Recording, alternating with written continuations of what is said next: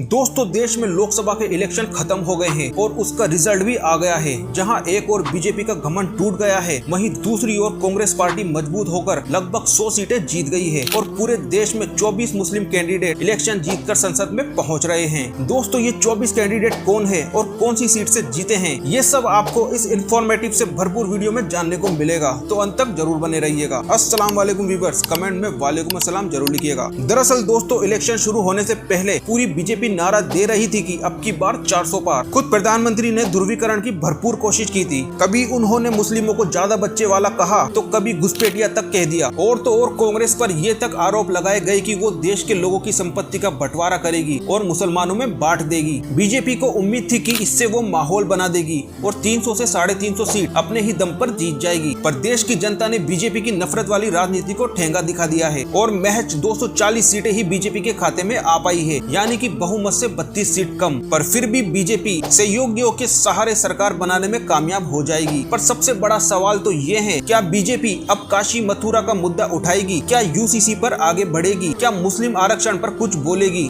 दोस्तों अगर मुझसे पूछा जाए तो अब मुझे नहीं लगता कि बीजेपी इन सब मुद्दों को ज्यादा उछालेगी, क्योंकि अयोध्या की हार ने बीजेपी को ये सबक तो सिखा ही दिया है। पूरे यूपी में सिर्फ 33 सीट ही लेकर आई बीजेपी शायद अब अपनी बयानबाजी से बाज आ जाएगी। दोस्तों बात करते हैं कांग्रेस पार्टी की और राहुल गांधी की। राहुल गांधी ने इस बार का इलेक्शन बड़ी ही मैच्योरिटी के साथ लड़ा था। वो इसे नफरत की बजाय मोहब्बत का इलेक्शन बना दिए। राहुल गांधी की भारत जोड़ो यात्रा ने लोगों पर एक अच्छा इम्पैक्ट डाला। कश्मीर से कन्याकुमारी तक पैदल यात्रा करना ये अपने आप में ही हिम्मत और जज्बे की बात है, जिसे राहुल गांधी ने बखूबी करके दिखाया और कांग्रेस को अपने बुरे दौर से बाहर निकाला। राहुल गांधी ने देश को ये बता दिया कि उनमें देश चलाने की काबिलियत है, क्योंकि वो अपने सहयोगियों को साथ लेकर चलना जानते हैं, ना कि अपनी मनमर्जी चलाना। राहुल गांधी एक ऐसे नेता के तौर पर उभरे हैं जो लोगों की बात सुनता है, ना कि सिर्फ अपने मन की बात करता है। दोस्तों मैं राहुल गांधी पर आपके विचार भी जानना चाहूंगा, आप मुझे इसके लिए कमेंट कर सकते हैं। दोस्तों अब आगे बढ़ते हैं और जानते हैं कि उन 24 मुस्लिम उम्मीदवारों के नाम और उनकी सीट और वो धुरंधर किस पार्टी से जीतकर संसद पहुंच रहे हैं। साल 2019 यानी कि 17वीं लोकसभा में 115 मुस्लिम सांसद खड़े हुए और महज 26 ही कैंडिडेट जीत पाए थे। पर 2024 में पूरे देश से 78 सांसद खड़े हुए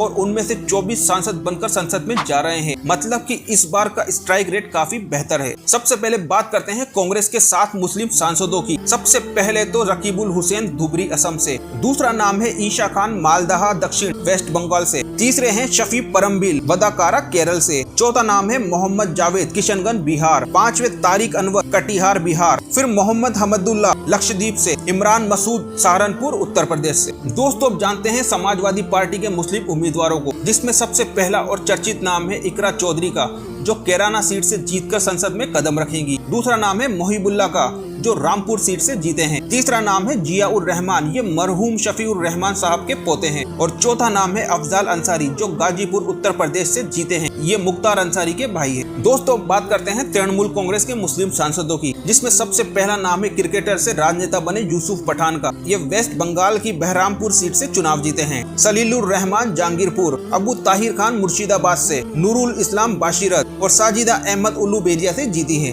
दोस्तों बात करते हैं IUML यानी इंडियन यूनियन मुस्लिम लीग के कैंडिडेट की, जिसमें सबसे पहला नाम है मोहम्मद बशीर मलप्पुरम केरल से, दूसरा नाम है अब्दुल समद समादानी पोन्नानी केरल, नावस्कानिक रामनाथपुरम तमिलनाडु से, जो की है AIMIM से असदुद्दीन ओवैसी। पूरा देश इनको जानता है, बड़े ही चर्चित और अपने बेबाक अंदाज के लिए काफी मशहूर है। दोस्तों आखिर में बात करेंगे जम्मू कश्मीर के मुस्लिम कैंडिडेट की, जिसमें नेशनल कॉन्फ्रेंस के 2 सांसद है, जिसमें से पहला नाम है आगा सैयद मेहदी का, जो कि श्रीनगर सीट से जीते हैं, और दूसरा नाम है मियां अल्ताफ अहमद, जो कि अनंतनाग राजौरी से जीते हैं। दोस्तों 2 और मुस्लिम कैंडिडेट है जो कि निर्दलीय खड़े हुए थे, और वो है अब्दुल रशीद शेख, जो बारामूला कश्मीर सीट से जीते हैं, और दूसरा नाम है मोहम्मद हनीफा, जो कि लद्दाख सीट से जीते हैं। तो दोस्तों ये हैं वो 24 उम्मीदवार जो जाएंगे संसद में और करेंगे मुस्लिम समाज की आवाज बुलंद। मेरे भाइयों और मेरी बहनों, अगर वीडियो पसंद आया हो तो इसे अपना प्यार देना ना भूले। फिर मिलेंगे एक नए वीडियो में एक नए टॉपिक के साथ, तब तक अल्लाह हाफिज।